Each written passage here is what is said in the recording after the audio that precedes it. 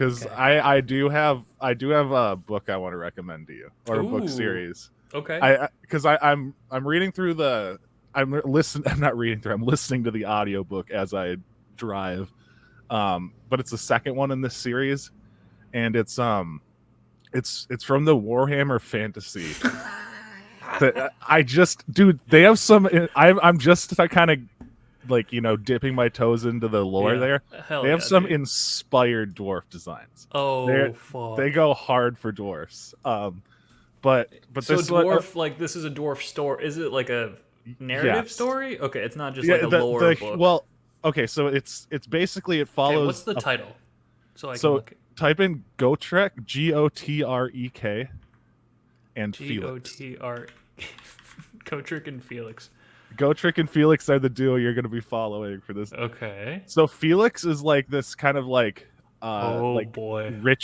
like son of a rich noble that's kind of like, not, he's just kind of like this, he's sort of an everyman but not Uh huh. he's interesting. But Gotrek I'm looking at is images of Gotrek, and I one of the am. coolest characters ever. So Gotrek in My Warhammer, synapses are firing. it's one where like the dwarf really is like a centerpiece. Like he carries this series. Like Felix is kind of just this like whiny. Sorry, I'm getting hood at myself. So basically, the conceit is Gotrek, and I might get some of this wrong because I don't know a ton about the lore, and I'm only like a third of the way through this book I'm reading or listening to. But Gotrek is what's called a Slayer, and a Okay. Slayer is like a dwarf that has fucked up in some way Okay. at being a dwarf, and they take an oath to die in glorious combat. Okay. But the issue is Gotrek is just this. He's not very good at dying. he's He's really too good at good. kicking ass. And Felix is kind of this guy who, like, I think it was I started with the second book because I'm insane. Always a good. Yeah. Yeah. Yeah, I wanted to read a book about the Skaven, and that was the book that came up, called Skaven Slayer. And it's really good. But so, and Felix is like, he just like he like gets drunk and swears an oath to like record Gotrek's glorious death. So basically, like he's He's and like dwarves stuck take their with. oaths very. Oh, sorry, what was that? So Felix, the kind of pampered rich guy prince, is Yeah, stuck he's with not a Gotrek. prince. He's kind of like he's just the son of like a noble. But like again, I'm inferring a lot of this, but he's just kind of like this kind of like guy that's kind of drifting through life, and not. But he swears like a drunken oath to record Gotrek's like glorious death. So until Gotrek, dies in glorious combat, he's beholden to him. Mm-hmm. And Gotrek is just this. He's so cool. He just kicks so much ass. And I don't want to spoil anything, but he is one of the coolest like dwarf characters. Hell yeah. It's very much like Um. focused on like those two. So it's not like he's just like an ancillary character like a lot of Right. dwarfs get relegated to. He is the ass kicker. He is Okay. one of the coolest. One of my first. Well, I have thousands of questions, obviously, but one thing I'm picking up on, these all look kind of very fantasy, and more fantasy than sci-fi. Now, is Yes, that yes, because sorry, I glossed over this. This takes place in the Warhammer Fantasy universe. Oh, So okay. there's the fantasy they kind of destroyed the fantasy universe. Gotrek's back in Age of Sigmar. Felix still hasn't. This is getting way in the weeds. Basically, Warhammer had a fantasy series that they very unceremoniously ended by just saying, "Bad guys win, world is destroyed. We're gonna start a new world," and that's Age of Sigmar. And so Gotrek's still alive, but so it takes place in their fantasy series, which is Gotcha. which is like, yeah, it's Earth. It's where like from what I can garner, I haven't dug super deep into the lore because I just started this book series, but it's like basically the Norse are all demon worshipping barbarians. Okay. Then there's the Holy Roman Empire, which is Okay, like of the Empire of course. Man, and then they got elves and dwarves and all this stuff. But they have some. They have some. That's the book I'm reading right now. This art. So you're reading Skaven Slayer. Skate. So Yeah, what do you think of those guys? We're getting a giant Best Buy ad that I'm trying to close. Or I think it's a Google ad. A Google AI. Fuck you. No, it's a Samsung. I don't even. Okay, I'm sorry. I'm getting sidetracked. No worries. Do you have the read only mode of on your browser? You know, like where you can. Read guess that's only only. Mozilla. Oh, that's smart. Okay, here we go. This is good. Yeah. So what do you think? Sick. What do you think of the guys they're fighting? They look like rat warriors. Yep. That's Skaven. So they're in New York City. Yeah. Subway. There was so many jokes about. I'm so no. Skaven are genuinely just the worst. Like they're just the most evil race ever, and they're apparently just unreasonably powerful. Yeah. Insanely. Just they're basically like hordes of rat men with like energy weapons in a fantasy setting. It's really weird. They're like addicted to warp stones, and so it's like basically imagine if like crack gave you superpowers and allowed you also if you could like put an electrical charge through a crack rock, like an energy beam would shoot out. Okay. That's basically what the Skaven do. They're yeah, that's beside the point. That's why I picked up the book. Was originally I just wanted to read a story about the Skaven because I was curious by them, but then it was Gotrek and Felix. I was like, these guys are fucking awesome. And so yeah, so I highly they're on Audible, all of them. I highly recommend Gotrek and Felix. Gotrek is so cool. Wow. Thank you, Tor. This is actually I'm a sucker for like the pulpy fantasy books. I mean that was like my bread and butter, the R.A. Salvatore shit. And then I read a lot of like Warcraft novelizations. Did you ever read it's Terry Brooks, I want to say? There was this book I was trying to like track down for the longest time. Yeah, okay, this world is called Shannara. That sounds familiar. I've never read Terry Brooks. Okay, there was a book is it The Last Druid? Sorry, I'm looking it up. No, there was just this book I read when I was a teenager, or like I was in like middle school, and for like the longest time I would just scour the internet trying to find this book because I only remembered like parts of it, and I finally found it was Shannara. Yeah, those pulpy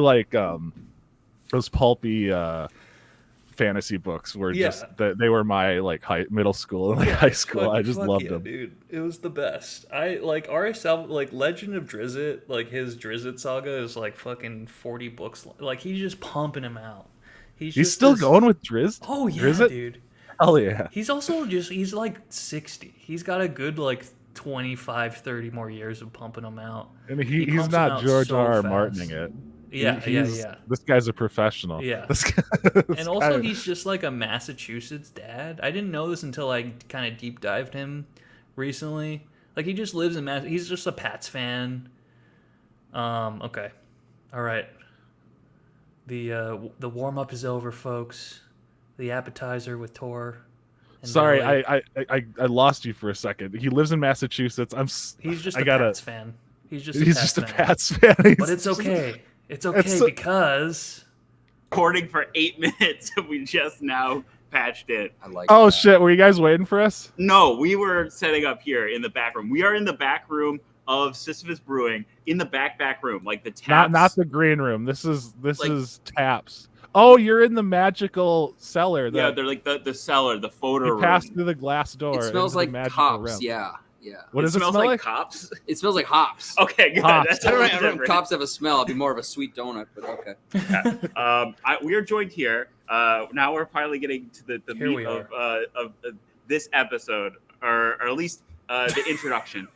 So this is Vorthos Mike. Now, Vorthos Mike, I don't know, do you tell people your last name or no? Is that secret information? I sometimes do. I mean, people can find me. I'm not like a hidden character that lives in Idaho. Like, they can find me if they Google me. It's not a big deal. Right. I just keep them separate because my last name has too many N's and people struggle with it, so I gave up. Okay, fair. Okay, it's good branding. Vorthos Mike is I guess. It's Someone just yelled at me, branding. just do that. And I said, okay, I'm going to do that. Okay.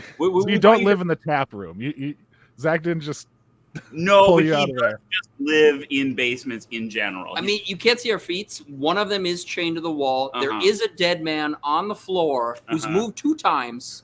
And then there's a mirror here, but otherwise, there's a hacksaw. You got to get rid of the guy on the floor. I saw Saw. He's definitely the guy who put you there. He's definitely the guy who locked you in there. We'll see. Unconfirmed as of now. But we are here, of course, because it is March, right? And what happens in March on this program? Torture is what happens. We commit seppuku. We all know, of course, we celebrate Women's History Month. No, the Bene Gesserit eugenics. I swear to God, if that's the angle you chose for this bracket, I'm coming to that root cellar. The Kazarach Hadarach, or however you pronounce that. I'm putting you in the barrel, Zach. Space Jesus. I'm aging you. By the way, these are my co-hosts, Micah, the Belly of Steel, Tor Uggen, Mike Lester. He's out co-producing his new funny, Mike has a new podcast, annoying show. His annoying, successful, funny, low-key, familiar yet refreshing hit show, The Troll Hole. But Troll Hole podcast. On this program, in the month of March, we do March Magics. Yes. And this, of course, is March Magics 2024 Paint by Numbers edition. The artist proof is in the pudding, and the beauty is in the eye of the cardboard holder. What was my final tagline? Fuck. Yes, we canvas 2024. Okay. It is a bracket of 24 of Magic's artists from the entire history, and we are going to be ranking them. I already know who won. 24, not 32. No, we're doing all 64. We're doing 64. It's 2024, and we're doing 64 of Magic's top artists by the number of contributions that they made to Magic. Okay, so that's how we've cut it off. Ooh. Okay. So we're not gonna have any black artists then. Hey, you know what? February's over. That's right. February's done. So they had their shot. We're centering women now. Is it literally? Are there women, or is it literally? There are women. Okay. There are very famous. Some very famous women that everyone loved, like Therese Nielsen. Right. All canceled. Unfortunately, I don't think Rebecca Gay is in the top 64, which was really. She doesn't make that much art. No. Okay.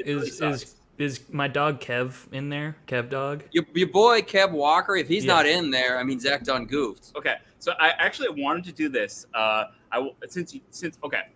Mike, do you want to talk about your relationship to magic art? I think that might be useful for the listener. Okay, Zach's the king of setups. Can we just give take a moment? The slow softball, swing hard, hope you don't hit it out of bounds. Yeah, I do art things. That's me. I do art shows. So you were at MagicCon Chicago doing an art show? No. Chicago, I did an art panel, and we talked about the goats of magic art. That's an art show, right? No. It's just a panel talk. So when I do an art show, it's usually once a year. We don't want to keep it special. Zach. Yeah, like galleries, walkthrough, curator tour, didactics on the wall, don't touch it, don't lick it, that type of thing. You know, when Gary was in the museum and kept touching everything, and they said, Gary, relax, when he was 8 years old, that thing. So we do one a year. We're working on one in Amsterdam. I've done them in Tokyo, all over the world, whatever. Who's Gary? I'm Gary. Oh, sure. Okay, fine. I got that. So no, I do. I'm happy to step back. I basically one of the admins of the market. We sell a lot of art. It's fine, whatever. But the main thing I do is I'm a curator for art shows. This height difference is just great. I love it. I love it. It's very Sisyphus. Like you're the boulder, I'm the giant pushing you up. I'm just helping you up over and over again. I'm just rolling my head over. It is. So I do art, love art, and everything about it. It's our tie to the art world as adults because we don't go to museums much, but we see magic art. Yeah. And we appreciate the art. Sure. We put it on our walls and whatever. And it's the closest thing we get to interacting with art in our day-to-day, quite literally. So that's the tie that I chase for everyone to have this experience with art. And even when you're done playing magic and just on podcasts and in scary basements, you might have an artwork on your wall that keeps you tied to the game and keeps you tied to interacting with art. And that's a goal as the game matures and you have 85-year-olds having pictures of magic art in their nursing home. And that's going to be sweet. I look forward to that day. That's going to happen, right? Like people are going to be like playing Arena. We're going to cube draft at 2 p.m., eat dinner at 3 p.m. Like that's coming, right? So some like Alzheimer's patient like wanders the hall and turns a corner and like sees, like an original, and it just like it all comes flowing back to them. Like he's just like crushing tournaments or whatever. It totally is. He's going to be like, dude, somebody counterspelled my freaking Sarah Angel in 1996. Right. I would have been a Pro Tour champion or a Grand Prix champion. And they're like, okay, Grandpa. And then it actually is a Grandpa. Yeah, that's going to be such a shit show. Like the kids having to navigate, like telling their parents, like they can't keep all the magic cards. Like how is that going to work in a retirement home? I look forward to it. You know what you look for? I look forward to like, what's my estate? Oh, I got reserve list cards, and you're like, okay, Grandpa, and then you're like, oh sure, he just gave you $3 million. But there's like God willing cards that like, God willing, or it's just gonna be like jank from like Apocalypse. Yeah, and you're like, ooh, yeah, I've got reserve list cards. They're all dwarven ponies. Like, let's go. Which I know is one of Belly's most beloved cards. I can't wait for Magic pros to start going to nursing homes. Like, what is Andrea Mengucci going to be like complaining about the nursing home food? He's going to be playing like on a lake with wine, yelling about someone. Everything's going to be picturesque. It's going to be incredible. I really look forward to it. And then someone's going to have a French card and he's going to get super mad about it. Oh, sure. It's going to be fitting. It's coming though. So, and I think art is our tie when we can't play anymore. You can't get people to draft, you can't find a fourth for commander. Yeah, it's the way we stay tied to it. Yeah, and it's like really fun when like I've seen that recently like Magic art just showing up in the wild, right? Like someone posted, I think it was Mengucci posted about like Lord of the Rings art just being in like Milan. Oh yeah, there's a mural on the wall. Yeah, really cute. Yeah, and like sometimes it'll just be like you'll see like I don't know, like someone's like slush art for like their fantasy novel. It's just clearly stolen magic art. Yeah, it's, like, really great. It's very obviously AI scraped magic artwork, and you're like, oh, okay, I see. I know it. That's the Lord of Atlantis. I know that one. Yeah. But magic art is like big fodder for YouTube essayists who do like fantasy essays. Like they just basically rip all magic cards. Did you know most like youth pastors, when they show things of the devil, they just search magic art? Did you know? It's a whole thing. I can see the tutor, like the what is it, demonic tutor? The demonic tutor. The unholy strength with the pentagram. They're like, ooh, the devil gets ya. Yeah. Like that's Dark a whole ritual. Subculture that they search magic art to find these like temptations. It's very 1998. Yeah, and I love it. I think we talked about this on like our 4th ever podcast ever for I Love You Man. We talked about the Satanism episode. Panic, yeah. There was unholy art. I mean that bled into Pokemon and everything. Yeah, well, wasn't that like the flashing, right? No, that was a completely different thing. Look, Zach, epileptics aren't Satan. Well, yeah, 6 of one, half a dozen of another. You know? There's a Venn diagram here, but we don't like to generalize. So Mike, in the past on this program, we have done what we call cold opens, which we introduce the topic by sort of having a extended. Hold on. Do you have a cold open? I don't have quite a cold open, but I thought it might be nice to begin with a pair of quotes, a pair of sort of rhyming or sort of symmetric quotes about art. Okay. So, wait, Zach. You didn't do the cold. You didn't set up the cold open right. What happens is we start recording the episode, and then Zach starts writing the cold open. And then when he finishes it, Zach opens Wikipedia. And then usually about minute 40, we do the cold open, and then we end the podcast 20 minutes later. But no, I just wanted to read a couple dueling quotes about art to sort of settle us for this conversation that's going to come. So the first one is from, I'll just read the quote and then I'll tell you who it's from. So the purpose of art is washing the dust of daily life off our souls. And that's, of course, Pablo Picasso. He had a wiener dog. As one does. Honestly, I love wiener dogs. So point for Pablo. Now, the purpose of magic art is to fill out the common and uncommon card file. That's Mark Rosewater. Well, that What a seems kind of demon. reductive. I mean, All that sounds accurate. All right. That sounds accurate. But even though like I feel like a lot of Magic art is kind of just like sometimes it does feel like they just have this art and they'll just throw it onto a thing. A lot of it is just really good and it does like perfectly meet the form and function. And I wanted to celebrate. I want this month to be a celebration of like the artists and the cards. All and, like, of the this white card, artists, the most all enfranchised. the white male artists that have been around since the 90s.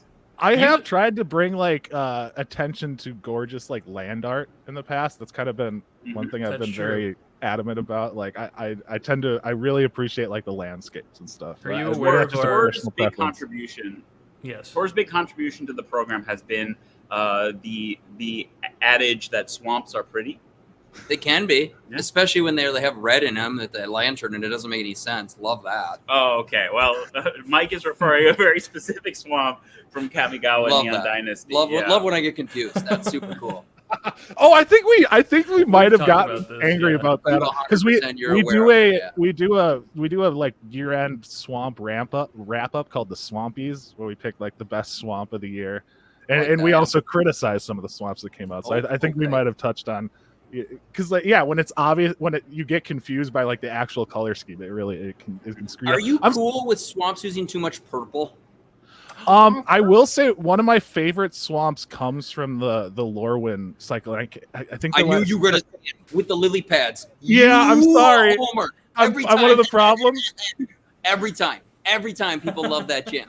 On foil, it just stands out like a Lisa Frank frickin' jumping dolphins. It's like the brightest swamp ever, and I'm just like, ugh. It's a I completely understand because I've ran into controversy later where I started picking more things that I thought judged? Have you been judged by your choice of basic lands? Should we run through the last three? Yeah. I mean, let's pull them up. We'll pull them up. The most controversial one was not last year, but the year prior, where I chose Seb McKinnon's Dominaria swamp as the best 2019? That was 2 years ago? Like, when was this? No, we're talking 2022. So it would have been... was Dominaria United. Yeah, not the return to Dominaria. Dominaria United. Okay. Yeah. Okay. Which? I'm trying to bring it. I will say I'm having trouble thinking. Ever since you said Picasso as a wiener dog, I picture him and like Salvador Dali with his ocelot, like trying to keep them off each other. Yeah. He also had an anteater, which he's an unusual cat. And he also had a lobster, or at least a lobster foam. I mean, lobster foam. That's just flavor. Right, you just got the sauce if you got that. Zach, what's the Scryfall? What do I put in to look at I'm looking swamps? for it right now as I talk. Don't worry. I got distracted by do S:DMU. I got it. Don't worry. Let's not gum up the works. Then we'll pull that bad boy up. Honestly, shout out Scryfall. Shout out Scryfall. I'm a patron of Scryfall. I am too. I give them money. They sponsored my talk in Chicago. Oh, it was great. They gave me stickers. They gave you stickers? They gave me stickers. They said, here's some money. You guys give out some secret lair artist ones just because we love you. And I'm like, cool. I want to make a Scryfall shirt that has the search bar and it just says A:, like you're searching artist, right? Okay. It's a bucket list item for me. See, this he got some flack for. Why? Because it's from your boy? So the reason why. Okay, I like Seb McKinnon. Although Seb McKinnon's art is not. I don't think he's in the top 64 of artists just by contributions. Wow. He doesn't make a ton. He's a young guy. Yeah, and now it seems like his career's cut short. I mean, yeah, he's not really getting more work. There's reasons for that, but yeah. But the big criticism that Mike gave Tor for this pick is that it looks like a plains. Yeah, could be plains. I mean, yes, it does. The floating blanket, though. I mean, that's spooky. Like, yeah. I'm thinking spooky. I'm thinking swamp every time. Okay, but the thing is that in this cycle, each one in the cycle had the weather lighted. Correct, but does it not look like a scary blanket, like it's a nether spirit or something? Yeah, spooky. I'm into it. Okay, but it does look like a place. I also chose this one if I remember right because it sort of reminded me of like old school like swamps from around like the Invasion Apocalypse block. The old Dominaria. It reminded me of this style of artwork. That We don't need to revisit this. I mean, I like the dead trees. I like the fog. I mean, it's fine. Okay. It's like a donut for breakfast. It's fine. Well, a donut for breakfast. It's fine. It's not a Grand Slam Denny's. It's fine. It's a donut. It's fine. I think a donut is pretty special. That's fine. It's fine. Sugary. I mean, like, I'm gonna go Pop-Tart over donut every time because then I get to pick the flavor. Pick a flavor. Really? I don't know. Oh yeah, every time. Because donut has like high highs, but there's a lot of mid donuts. Feel me? Yes. Okay. But the Pop-Tart has the edges, which are just so. It's a magic card. It's a magic card. Straight up, every time I have a Pop-Tart, I feel like I'm eating a magic card. Even's got the same proportion. It's a work of art too. They draw on it sometimes. Sometimes, yeah. I feel like I'm in 1995. All right, that's more of a toaster strudel, I would argue, because you are drawing on a toaster strudel. I don't do that. That's too much going on, and then I get the white stuff on my hands, and then I'm like, this isn't good. Okay. Plus, you don't want to like create a masterwork yourself and then eat it. Somebody else has to create the masterwork that you're eating. Right? Yeah, that's fair. Yeah. The art's fine. That art's fine. It's fine. Yeah, it's it was just it reckons back to like. Is it lily pads? No, it's not. There's no lily pads. No, that's true. So what do you think about this most recent like series? Swamp's been getting mighty like blue. I've noticed like it's not. I've noticed this. They're moving away from purple. That's why I figured. Did you notice this? Okay. Good, because that was one of my kind of complaints. Is I thought that it was a little too a little too blue. Yeah, I don't play color spells. Big brain. It wouldn't. I wouldn't confuse them with islands, but there was just kind of like they all looked like they were like different parts of the same picture. You know, like they had a similar color profile. Yeah, they had a very It could have been like one swamp was here and one was just down the road, and it was. Well, how do you feel about murders at Karlov Manor with the continuous little thing in between all of them? Did you see that? Oh, so are they? No, I haven't. So are they doing like it's kind of like a panorama type thing? And it is technically not a panorama because panorama would be continuous. I explained. I asked this from an art director at Chicago, and she's like, "No, it's not." And I'm like, "Relax." But they're separated, and then there's like a widget that goes through all of them, like a light source. Oh, are you talking about the basics, or are you talking about the surveillance? Basics. The surveillance, the full art surveillance have like a secret message. They do. Well, the basics do too. Oh, they do. Okay. Is this whole set just a murder mystery? It kind of is. Yeah, it's got like a bunch of like Easter eggs in it. It's honestly a little bit annoying, but yeah. Did you see that where the foils? There's different variations of colors, and they didn't tell anybody. Yeah. So like Wojciech Investigator, the color of the feathers is totally different, and like there's no difference in numbers. So all these vendors are like, what are we doing to classify? How do we price this? And like Wizards are like, no comment, and they're like, what are you doing? I mean, luckily no one's really, I guess, playing Wojciech Investigator, but there's a lot of them though. They're slowly coming out still. It's like we're gonna do an A and B version. What should we do? Wizards are just tight-lipped about it. It's like when they did that backwards secret lair. Vampire Viscera is here, and then they put it backwards, and they're like, we don't know what it is. It's the same deal, and it's like, okay, I'm good. I'm good. It doesn't. They're just gonna keep on doing this crap, you know. At some point, you just have to like ignore them. Like they're gonna do their weird thing. Let's focus. I'm gonna get a play set, and I'm gonna get 4 different artworks. I'm like, I don't care, whatever. Turn them sideways. Yeah, it kind of into this like whole kind of like Wojciech Investigator because it has vigilance. That's a good point. I probably would still try to tap it, but yes. Yeah. Okay. It goes with like the artificial kind of scarcity thing that Magic is like cultivating a little, like Yeah. 100%. Since ever. Yeah. Well, I mean, they've gotten really good at it these past few years. It turns out it's just paper. I do appreciate that. It's like I like the alternate art angle. I will say that the like the kind of like the numbering. What is it? What is that? Where they serialized? The serialized. Serialized. That's a little. That started like in Brothers Wars, I believe so. Yeah. Where they that one's going a little crazy, but Yeah. Whatever. It's all fun. It's all. I like when they do serial alternate art. Mm-hmm. Yes, I'm into that, and they're like, "Oh, they're super rare," and I'm like, "It's a collectible. What do you think is going to happen?" They're like, "I can't get them." Correct. Agreed. What do you think of the cereal secret layers, like the breakfast cereal ones? I like the cereal ones. So this whole idea is super old. One of their old graphic designers named James Arnold. He no longer works at Wizards. He designed all like the set logos. And like the treatments and things. He's no longer there. He wrote an article for Cool Stuff Inc. like 12 years ago. And all he did was make cereal boxes of each Ravnica guild. And that was the whole thing. So like great. the Grohl one was like extra sugar. And like the Is It one had caffeine in the cereal. Sure. Like it was just hilarious. And that idea has been sitting on the shelf. And finally they're like, who can execute on this? Mike Burns, you do cartoon stuff, whatever. Were you up for it? And he's like, yeah, let's go. He did the first one. Bananas did well. And they're like, please do more. And he's like, what do you want me to do?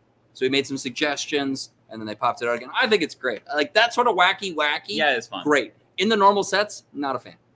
Yeah, I can't picture. Yeah, I'm not as long as like it's separate. If you put that in a cereal box though, like if I'm buying Rice Krispies, I'm gonna be eating 1,000 Rice Krispie treats if I got those in the box. Can you imagine?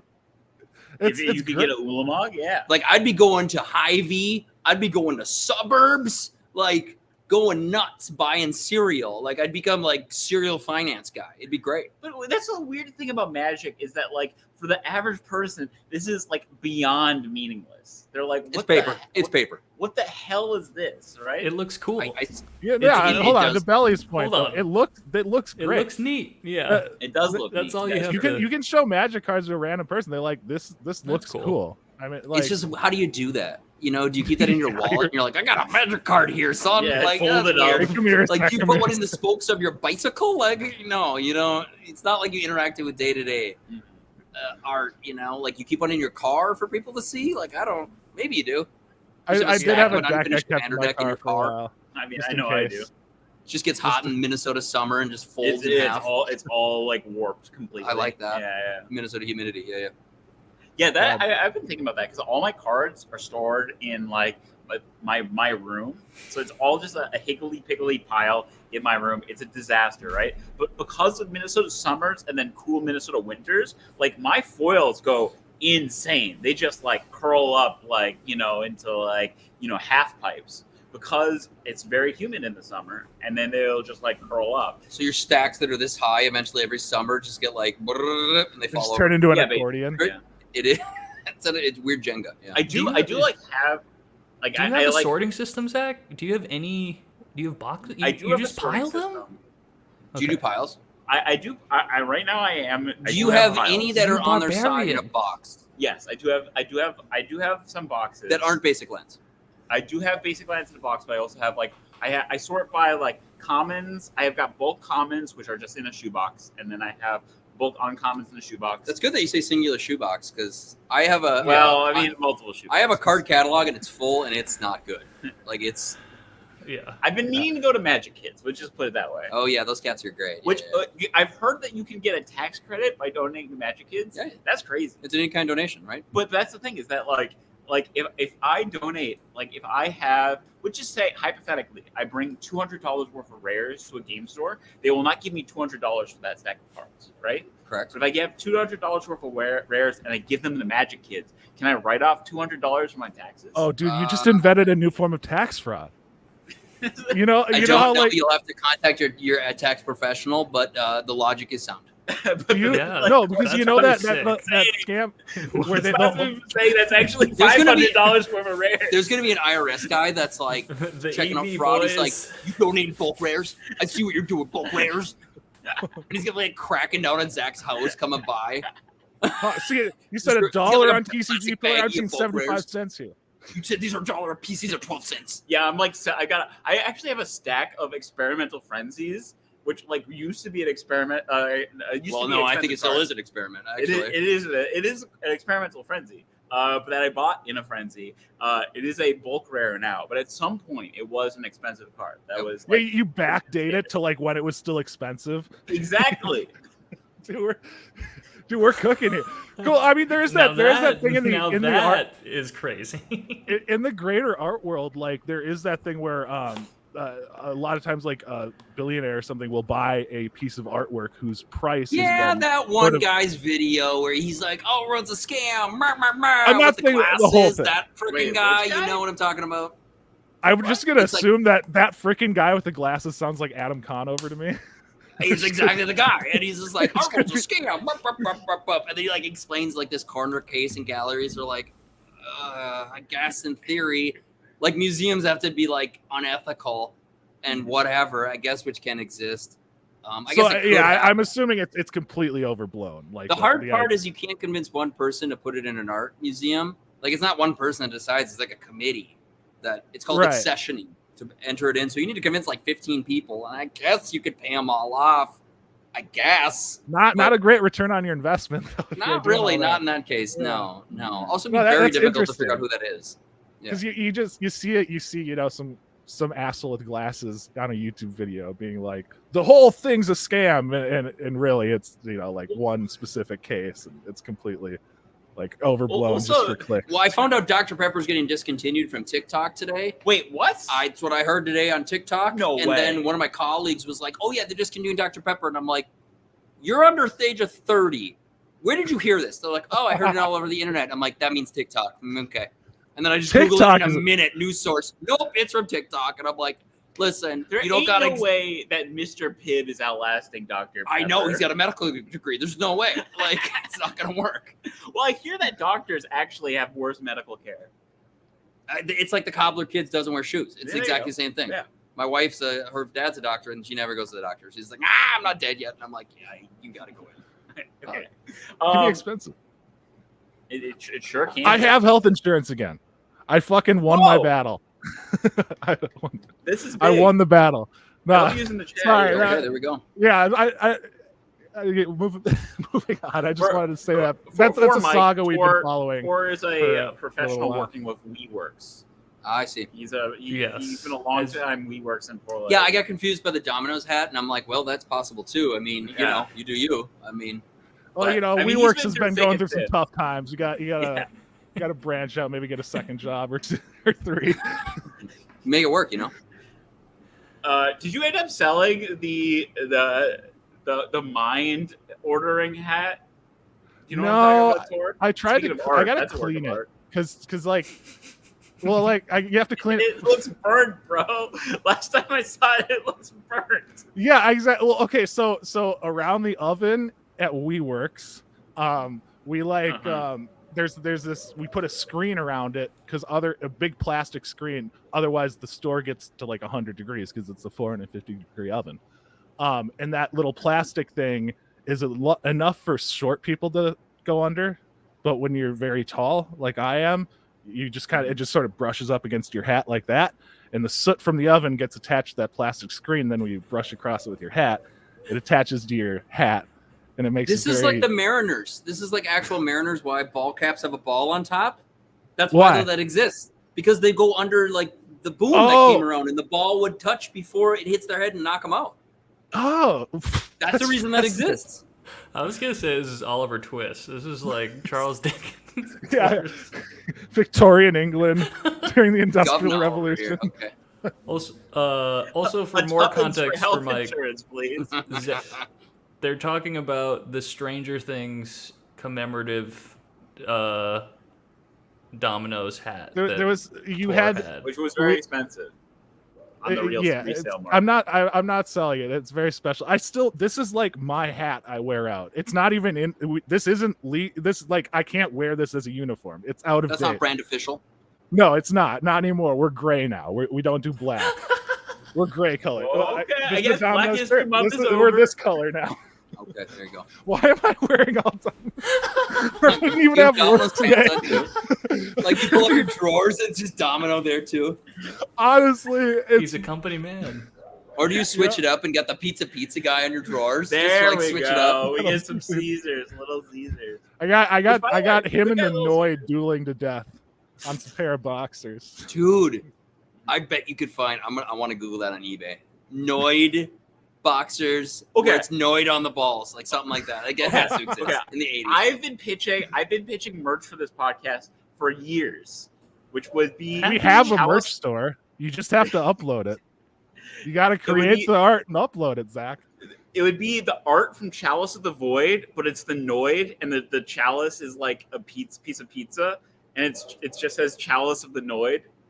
Oh, they've already probably made a secret layer of it, like partnership easy on the 30th anniversary of the Noid. It's coming. Sure. It's coming. Go. It's all Wizards were already watching, and they're like, "Yeah, it's coming. We got you, Zach. You're way behind."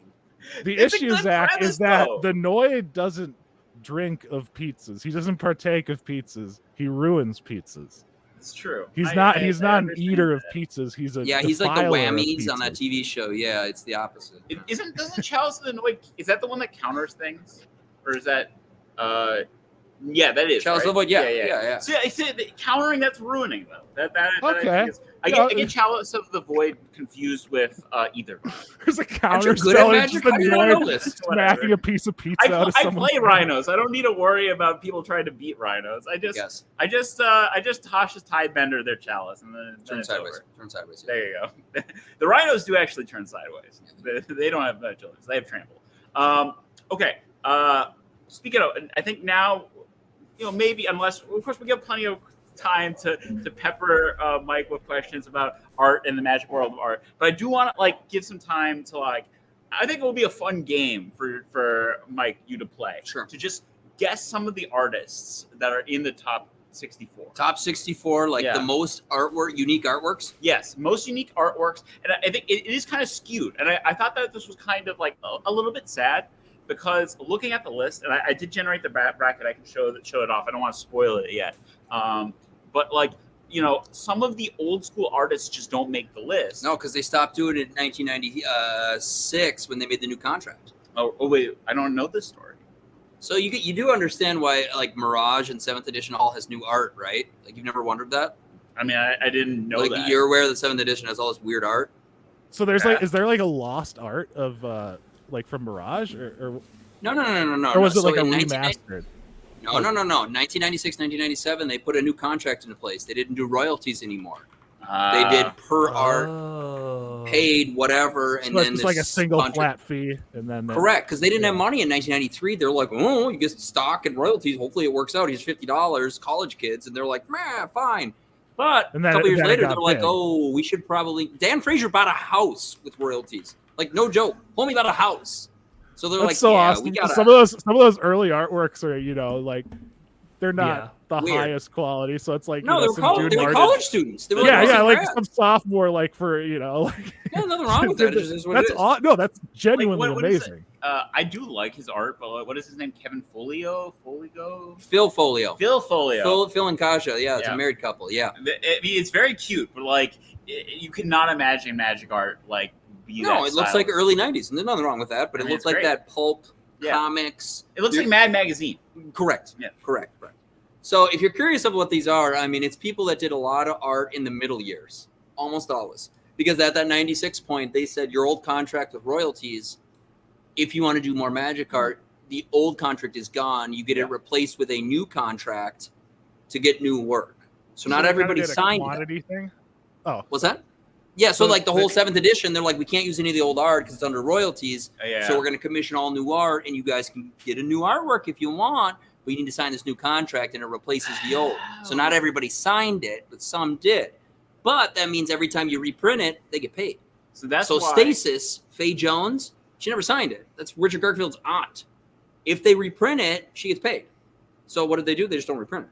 So this is why when they reprint Power 9 on Magic Online for cubes and stuff, new art. It's different art. New art every time.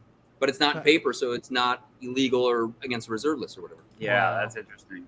So that's the whole deal. So people that are on this list, it's all people that did a lot of the Weatherlight block. There's a lot of those folks that did bang, bang, bang, bang. So on this list has to be who do you think is number one? I knew this for a while. It used to be Kev Walker. My boy. It used to be. I don't know who it is now. 2024. I just want. He has a lot of them though. He's top three. I don't know who the number one is anymore. If you want to, do you want to guess? Put your name out there on who you think is number one 2024, and I can tell you if you're right or wrong. I'm trying to think of who's done a lot of work and had a lot of stuff. It's probably still Kev Walker. It is still Kev Walker. It is still Kev Walker. Kev Walker is still the GOAT. Yeah. He's the GOAT. He's number one. He has the most number art. one in the world. He is the top seed because he's never had any active times. He's been constant the whole time. It's not always a lot of works, but it's boom, boom, boom every time. Yeah, Kev Walker's number one. And I think throughout the years, LeBron-esque. Yeah, that's right. Yeah. He kind of is just consistently putting up numbers. Another guy who's just always there, always putting up numbers. I like him a lot, and when you start noticing him, you see him everywhere. Zoltan Boros. Yeah, because he did it with he did the twofer for a long time. The twofer? Yeah, Zoltan Boros and Boros had a duo. There were two people that worked on cards at the same time. It was Boros and somebody else. Oh, yes, they collaborated. Yeah, Gabor, your boy. Okay. Which always made me think of the Castlevania character. It's also a duo. You can Google that. But Boros did a ton. I know Matt Stewart's done a lot. I know Chris Moeller's done a lot. Yeah. Trying to think of people that also have a huge card pool. Mark Tadine has done a lot. Sure, yeah.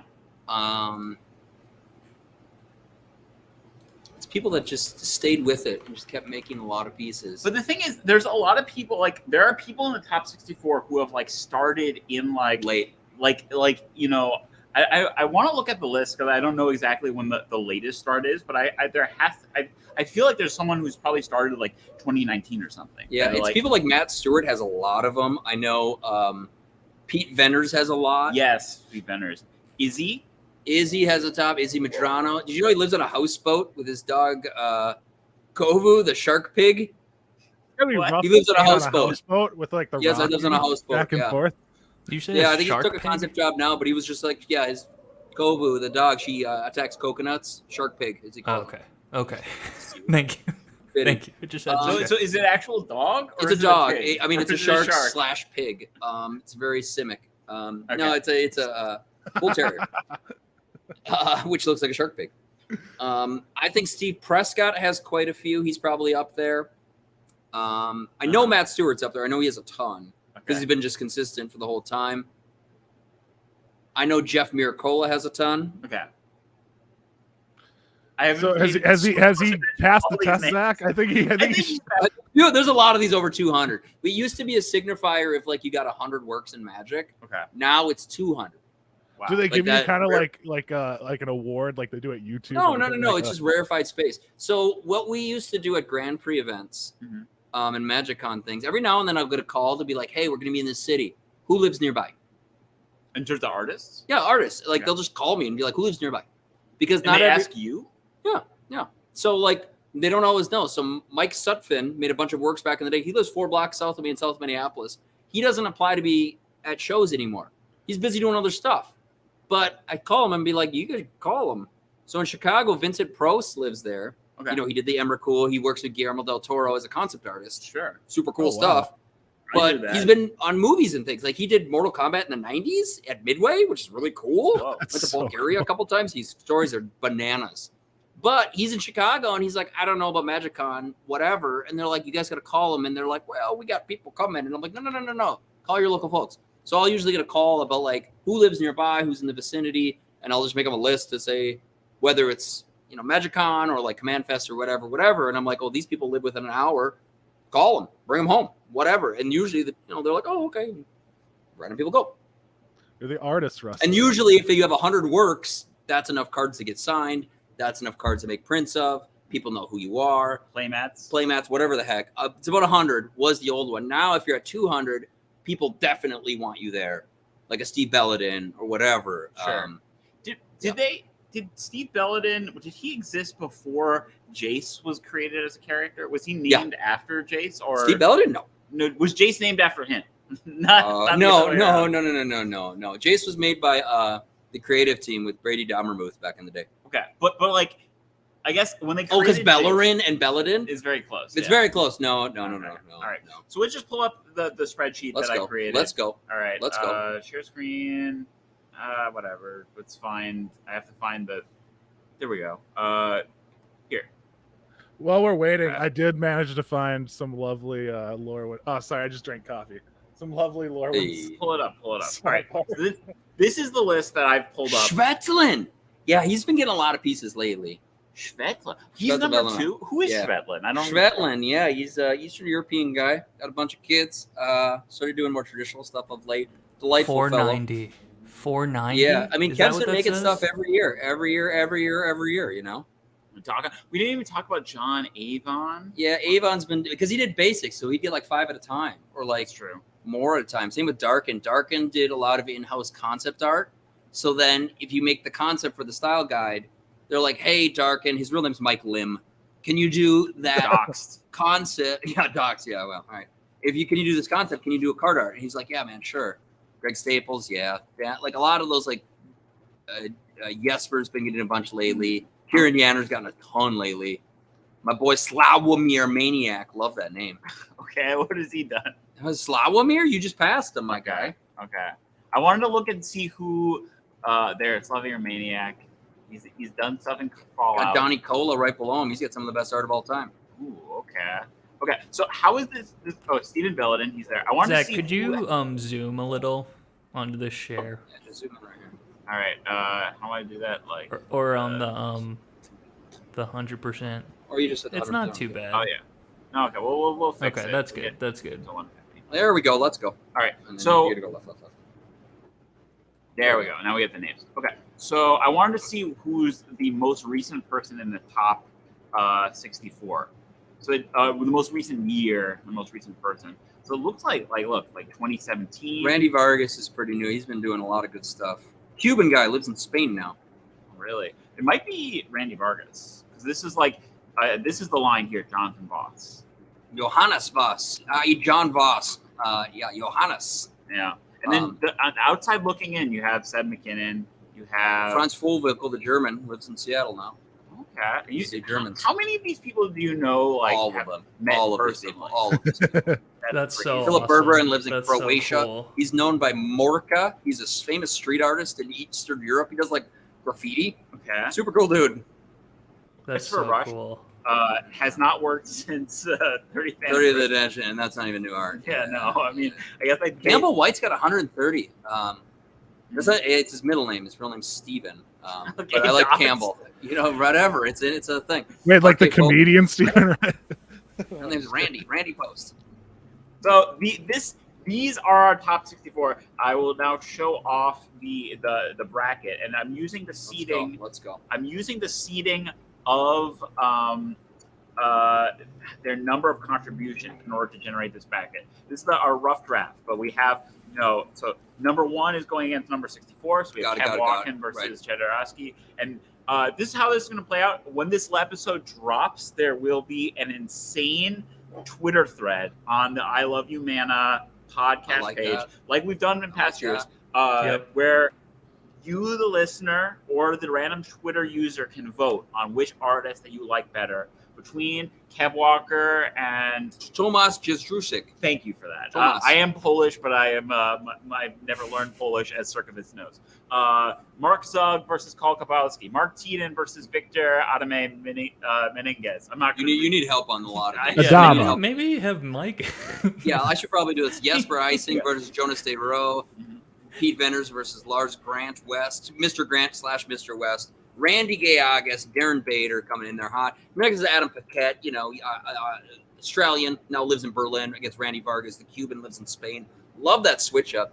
Next, I was going to say these artists love being like. I love that. Donato Giancola versus Matt Cavada, i.e. Donnie Cola, one of the goats of magic art, versus Matt Cavada, who works at Wizards still. Also the inventor of Vorthos, Snack Time for Vorthos. He made that up. That's a real talk. Damn. Next up is Darkin versus Jeff Miracola. Jeff lives in Milwaukee. He's got like 6 cats. Delightful fellow. Oh, wait. Speaking of cat, we'll talk about. We'll get the cats thing, and I then feel Nils like Ham, we're doing Wade like Reynolds. the NFL draft, like the NFL I know. I should do combine. like with the board and be like yelling and running around. Nils Ham, the German versus Wayne Reynolds. The Brit. Wayne does a lot of Pathfinder. We got Igor Kiriluk, lovely digital artist, versus Greg Hildebrandt. Not his brother Tim. It's Greg, the Hildebrandt brothers. He did a lot of Lord of the Rings, Marvel, whatever stuff. Kieran Yanner and Titus Lunner. Kieran Yanner's husband helps make playmats for Magic the Gathering. He does approvals. Then John Avon and Chris Rallis. Chris Rallis is a Brit. Both. That's Brit versus Brit. Oh, my God. Battle over the beans for breakfast. They got Daniel Lundgren versus Raymond Swanland. That's good. Jim Nelson coming in there hot versus Johan Bodin. East versus West there. This is some good matchups here. There's some tough ones as we get farther down. Fulkenbaga, the German, versus Scott Fisher, who has a beard who looks like Howard Lyon. They look identical. It's odd. Schwetlin Villanov, Johannes Voss, love that. Jason Engel, there's Heather Hudson. Heather Hudson, yeah, she's done a ton back in the day. Yeah, so we got some ladies. There's a couple in there. Matt Stewart versus Rebecca Gay. That's going to be tough. Tough matchup for Matt. Carl Critchlow versus Dave Kendall. Dave, he hasn't made a ton lately, but still doing good. Dan Scott's got some bangers for Commander versus Matthias Kolaros, the German. What bangers and Commander? Dan Scott, he did Arcane Signet. Oh. And he also did Ponder. Okay. Oh, Yeah. wait, Yeah. the original Ponder artwork? No. The second one with the 3 orbs. The original with the Merfolk boobies, that was Mark Tadine. Okay.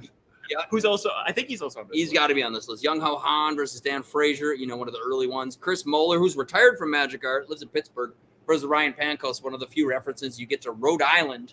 And did you know they put banana peppers on their calamari? It's a Rhode Island thing. It's the only thing I know about Rhode Island and food. I didn't know they Slawomir Maniac versus Gabor. That's Gabor, the duo. And with Zoltan Bornos, they could go up against each other. That'd be terrible. That would be sick. Yeah, have you separated those. It's smart. Jason Felix did all the gods. Delightful dude. Very deep voice. Like adult film deep voice. It's wonderful. Eric Deschamps versus Mark Poole. Eric Deschamps, straight up, I have a T-shirt. This is his daughter's Special Olympics youth sports team, the Owl Bears. Whoa. That's awesome. And he does a fundraiser for his youth sports thing for his daughter, and I get a T-shirt every year because it's just awesome. Owl Bears. What a sweet And he does the art. Yeah. He does the art for it. He does the art for his daughter, and they wear his did merch. his art? Yeah, this is his thing. That's great. Yeah, so Eric Deschamps, delightful fool against Mark Poole. That's tough.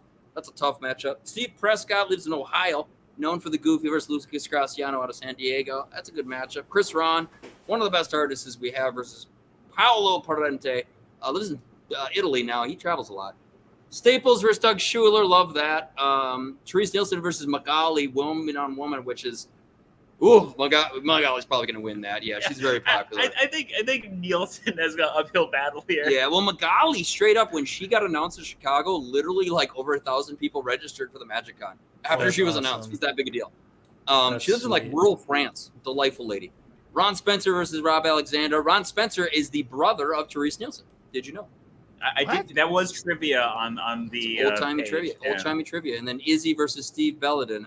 Steve lives in upstate New York now. Used to live in the Seattle area. His wife works for a shoe designer. Okay. And she turned down a job at Wizards in marketing. Yeah, interesting factoids. But yeah, anyway. And Izzy, again, houseboat, shark pig is a duck. Yeah. Wow. Cool. Well, bravo. Holy Yeah, just fuck. rattling off facts. I'm vibrating right now. Hell yeah. That was insane. So the whole bracket, or is this only one half? No, this is the whole bracket. Okay, that's the whole bracket. Okay. Yeah, So do we vote or not vote? So it's going to be on Twitter. So we can't vote. So we are not voting No. today. This drops. We can We'll vote be as- promoting- We can vote as part of the podcast. Do I get to vote? Yes, of course. Absolutely. But you have And you to- can but we would influence like- this, Mike, in any way you want. This We is should I wait think I Mike's just did. votes. I think Mike, I did. Mike counts as five votes. Who do you want to? Who is your if you had artist to win, take it all down? This? Yeah, If this is a public vote? yeah, it's public vote. But we Scroll need up again. Yeah, we need everyone to retweet this and get this kind of cooking. If I had to put betting money down, Yes. serious Yeah, yeah, you look at serious this- bolus bucks down, Yeah, I mean, it's going to be Magali. It's going to be Magali. Okay. She has the most fans. Wow. By far. I mean, I'm really excited because so we've done this for a few years. The year before we did Secret Lairs, which was a terrible idea. It was a Unhinged. disaster. Cats win? unhinged. Did What? Cats win? I think Cats might have won. I can't remember. I can't imagine Cats not winning. I can't remember. Those what cat actually people are won. We don't even know. We've all blocked it out. It was a 2-month ordeal. How Dude, many? the fights that we have had over How March many Madness. was the first round last year, Zach? Zach won. You did. Didn't you do Wait, it's gotta be 64 Cats. matchups? We did over because there was over 100 Secret Lairs. Yeah, there's it a was, lot. So it was an insane bracket. We did 4v4 in order to break it down because we did Commander pods. I see. Unusual. I'm into that, though. I so, like that. So It's like CEDH yes, exactly. One for person Secret moves on. Lair. I still don't know how Cats lose. I think Cats Cats definitely is the Duke. Cats is Duke. I think they're Cats always made in the it mix. really far. I think you know what happened. I think we memed it at the end and we declared that the Fortnite Secret Lair won. Yeah. No, Yeah, it's- we wouldn't do that, would we? Yeah, it was- Can't imagine. I think that might have happened. Cats. And then the year before we did lands. We did land cycles. Lance Cycles. So I do remember who won that. What, the Kamigawa garbage ones that have great art, but the cards are terrible? I love those. I mean, They're the so bad, artifact? they're good. They're like the Pittsburgh Pirates. They're so bad, they're cool. I think the actual winner was the Triumphs from Tor Uggen. That's fair. Yeah, they could be fetch. Ha ha ha ha. Draw a card. Yeah, But yeah. keep in mind, this was before. I think this happened before. There was spite voting going on towards the end. absolutely. I remember. There was definitely like spite. But this year, I think is I think one of the cleanest years we've ever done because we just have 64. Subjective. And it's subjective. It's just people voting for the artist that they like. Wonderful. Do you think people are going to do spite votes or? Absolutely. I would think so. Mm-hmm. And I mean, the amount of Seth mispronouncing artist names is going to be legendary. I'm very excited for that. Oh, you think we're gonna get Seth Saffron Olive? Oh, he 100% is going to vote on these, and he will pronounce people's names wrong. It's going to be great. I'm looking forward to it. I actually am. I mean, last year we did get some celebrity magic engagement on it. We did get Shivam Bhat to engage. Say that again, Zach. Shivam Bhat? No, I mean the concept of celebrity magic engagement. Magic celebrity engagement. I love that actually. Celebrity being Shivam. Like, what do you need to be a celebrity? Is it a follower count? Is it content? Like, what's the difference? The bar is basically anyone who's bigger than us, which is everyone. We've been doing this podcast for 4 years and we've been stagnant for 3. We'll see. Maybe this takes off. We'll see. Maybe so now we got the Vorthos mic. I mean, we also got the Aquaman sponsorship here. It's on Max. Yeah. So that also will help. We also did you notice the previous ad? I did. Listen, you need the votes. You know. Yeah. There's also Maker's Mark in there. Zach, your search history is good. Wait, Zach, why is Maker's Mark in your search history? Yeah, Maker's Mark and Aquaman. You might as well have like Monster Energy coming up next. Did you hear this like Maker Mark story that I had recently? Deflection. So this is why it was in your history. What is the story? So the story is that do you remember? I wonder if you could pull up this picture of when I dressed up as a Jewish minion. Absolutely, that's burned into my mind. In my mind, so I dressed up as a minion with a kippah and a tali for Halloween, and I used my kippah that's been passed down from generation to generation. But apparently, it's got put it on a minion. I put it on a minion. Everybody loves minions. Boomers. Jews, everybody loves minions. You can't. They wear Israeli colors, you know, so it's pretty. So, anyways, that's not a comment on the political affiliations of the. We don't need to go of the minions or the minions either. Illumination is politically neutral on the Israel-Palestine question. But the kippah that I wore has like not only the same colors but the same design as like a Maker's Mark bag, and everyone kept on saying that it's a Maker's Mark bag. And so it does though. So I had to Google the Maker's Mark bag to see if it actually was. But yeah, that's the Crown Royal. Isn't that the Crown Royal bag? It does look more like Crown Royal. Yeah, Crown Royal. It's Crown Royal, Zach. All right. They're giving your advertisements false information. They're sending you Maker's Mark. They should be sending you. Yeah, it's true. I got to get the marketing right. Huh? I mean, get that. You should. Okay. But isn't this good? Tweet this at Crown Royal. See what they think. I asked when I started streaming, I asked people on our Discord, what picture should I use for my Twitch profile? Should I use this or should I use the picture of me winning the Mox Jet in Utah? And like that one was good. I'd go this. Yeah, I wanted this one to be honest. They chose the Mox Jet. They chose the Mox Quitters. Jet. I'd for sure choose this. This one's pretty. I'd for sure choose this. There's a lot going on with it. The oversized spectacles. There's a lot. You know, the purple on yellow, There's Minnesota so Vikings tie-in. Yeah, the Yu-Gi-Oh card. The horror movie smile. Yeah. Just the gleefulness.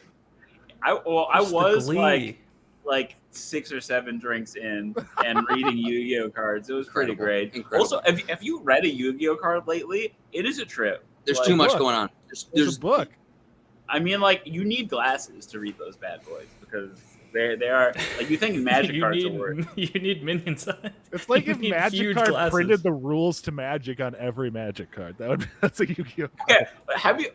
Now I feel like I'm going crazy. I read the text today of Thibblethip Lost on the Range, which is a card from the Cowboy set. That's Laws at Thunder Junction. And like we don't know what the rules. Oh, there were text, spoilers for that dropped. Okay, can we pull up this Previews. card? Previews. Oh, previews. Previews. Yeah, they did a couple at MagicCon Chicago. So we don't actually know what this card does, but can we pull up the card? If you could just look at Scryfall. Shout out to Scryfall. It's called Thibblethip Lost on the Range. You're gonna have to spell that because I just tried to spell it and I failed. Just look for the blue card right there. It's this There one. it is. It's this There you one. go. There you So go. just read this card, Micah. Okay. This is a real Magic card. Lost on the Range, 3-drop, colorless blue, legendary creature, homunculus. Ward 2, you may look at the top card of your library anytime. The top that makes card sense. That makes sense. of your library has plot. The plot cost is equal to its mana cost. You may plot non-land cards from the top of your library. All right. Okay. So what's plot? Reading the card explains the card. I know what's going on. So, where do you think they're going with plot? Does it like plot as in story or plot as in land? Like a plot of land? Ooh, I like both? that idea. Oh, I do like that idea. This is hubba time. Yeah, I saw a lot of one. I saw actually- that one. There's drop. an Oko? I wanted to ask Mike about this. What? These lands, the full art lands for Thunder With the negative Junction, space things. Yeah, these look like, to me? These look like AIR. No. That is my big critique. Is that these look like No. AIR? I mean, I think anytime you have like a negative space, yeah, it's I just think, a popular genre of AIR. Correct.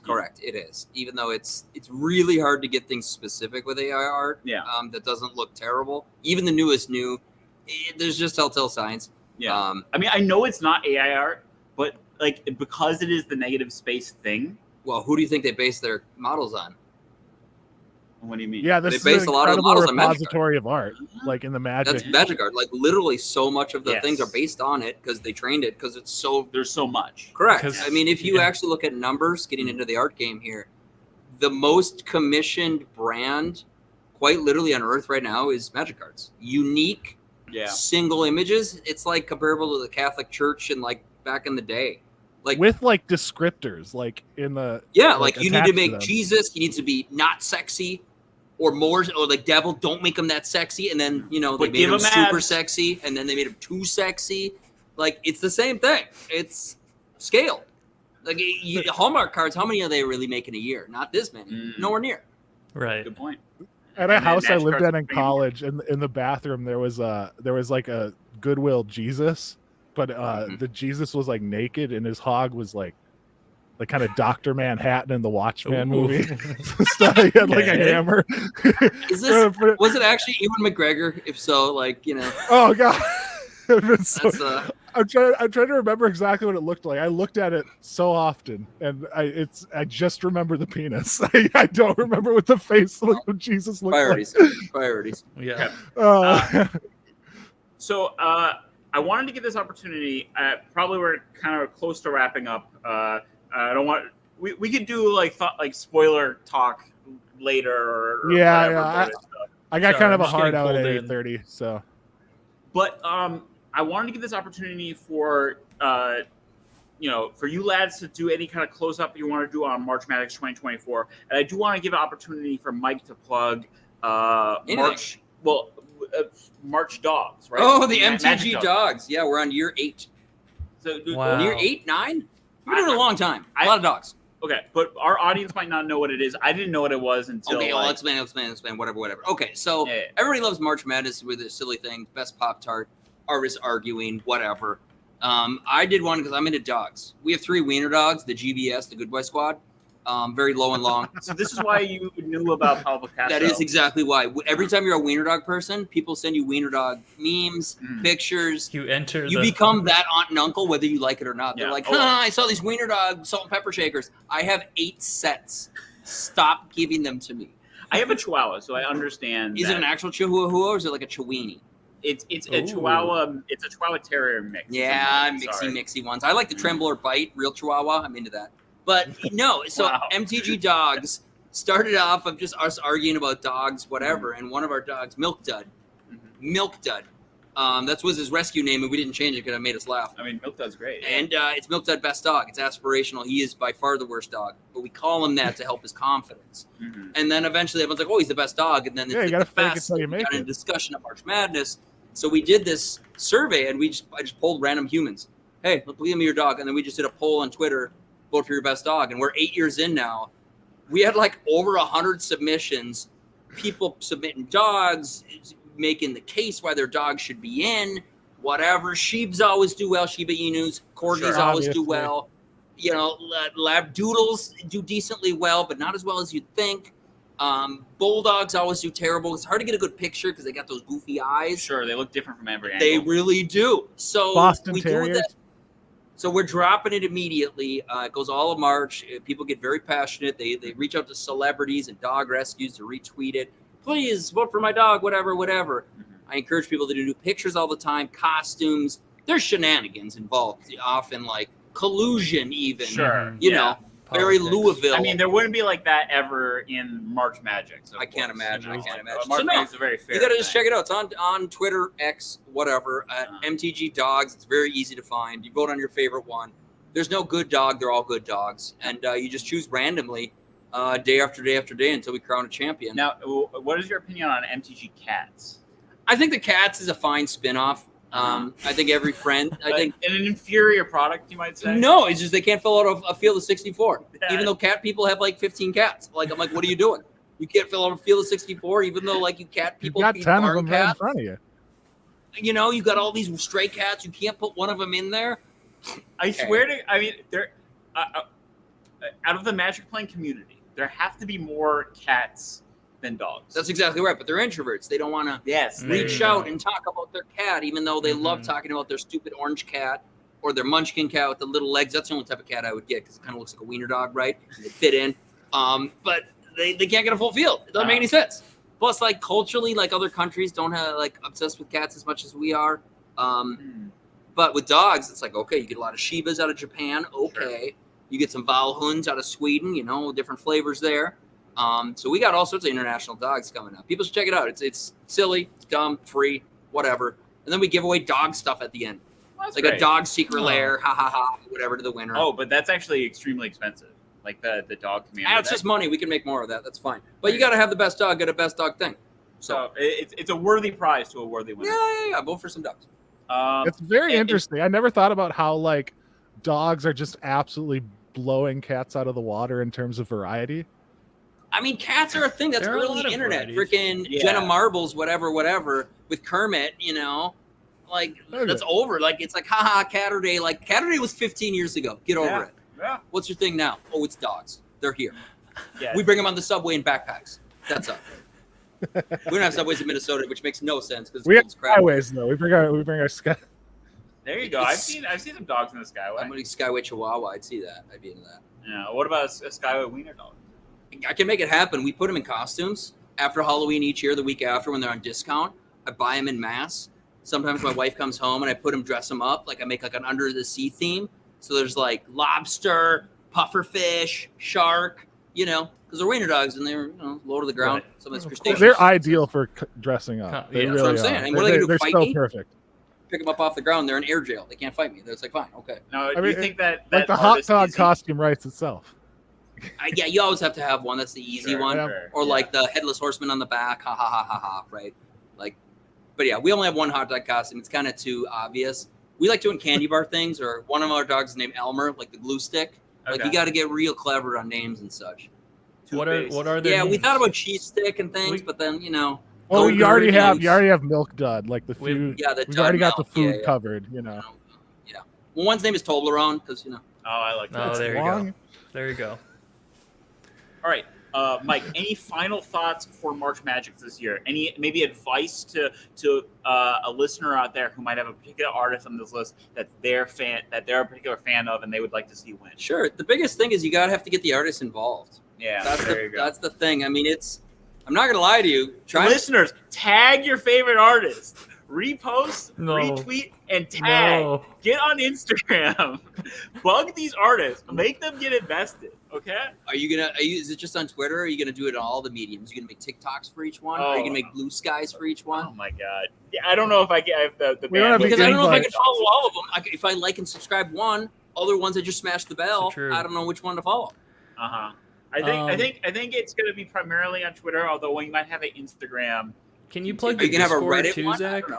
Discord? What? Oh, Reddit might be. You love Reddit, Zach. Sure, we can get on Reddit. We're gonna definitely have a Discord component. We like people Zach, to you get love on our Reddit. Discord. Can yeah, we plug the Discord? Reddit's gonna have their like initial public offering or I something. did hear that. They gave me a message about it. And Yeah. then it's like, oh, if you've been a Redditor for 10 years, you can get it in the initial public offering.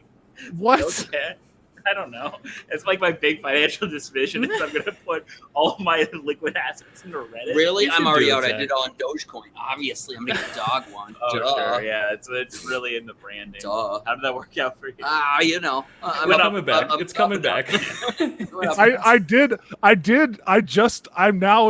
I am now in the green for crypto. So I don't need to invest in anymore. Congrats, Tor. When Yeah. did you get in? When I got as expensive as it is now, and then I Nice. cashed out now. Okay. I was like, Good. I'm done. Nice. I Well, won. Congratulations. $40. It only took a couple years. $40. Well, That's one I pizza. only threw like 500 in when it was. Yeah, it wasn't like a lot. right. Yeah, it's not bad. All right, guys. Any final plugs? I actually do have a final plug, which is at the end of March 27th at Sisyphus Brewing, where we are right now. We're in the back rooms. We're in the back rooms of Sisyphus Brewing. But on March 27th, there will be Fishbowl Comedy. Me and Lucy Beers, or maybe we'll get Lucy on the show at some point. We're doing a comedy show in which comics submit material that they write, and they put it in a fishbowl, and other comics pull it out, and they just do someone else's material, and we see what happens. So anything will go, anything can go. And it's March 27th, Fishbowl Comedy. That is dangerous. With beers. I applaud you. And beers. And beers. And Lester might be there, although unconfirmed. All right, guys. Mike, it was fantastic. You are wonderful. Yeah, That was, Mike. Gary. Oh my God. I beautiful. cannot believe your repository of knowledge. Yeah, I think it's just me I'm in rattling off awe. facts, and people are like, "Oh, he actually knows what the heck he's talking about." Oh, okay, cool. Well, See, you but it worked you out. had a There's good geolocation of most of the, or a solid 25%. That in and of itself is That's incredible. quick. Like if I have time, I've had concussions. Don't let your kids play football. We've all got that. I mean, we've all hit it on damage. the bulkhead at the pizza shop, with the hat. I think we're kind of averaging about like 5 combined concussions per for the entire host. I guess that's like 1.25 per host. I've had probably 5 or 6, so Okay. I bring that up a little higher. Okay, I think I've had 1. Something to shoot for. Rookie numbers, Zach. All right, Rookie guys. number. I love you, man. I gotta get those We numbers love up, you Zach. all. Come back. See you later, guys. All right. Later, boys.